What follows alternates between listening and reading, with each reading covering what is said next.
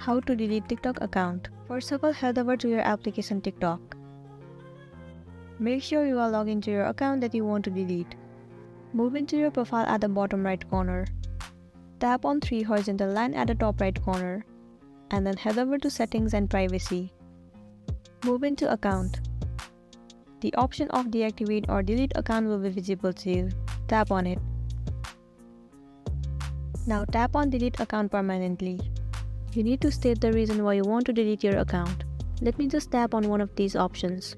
And then tap on Continue. Tap on this option right here. Click on Continue. So right here it says that first of all your account will be deactivated for 30 days and during that time you can still reactivate your account. But after 30 days your account will be permanently deleted. So if you want to delete, tap on Continue. Now right here all you have to do is enter the password of your TikTok account. And then if you tap on Delete account, your account will be deleted. This is it, and this is the way on how you can delete your TikTok account.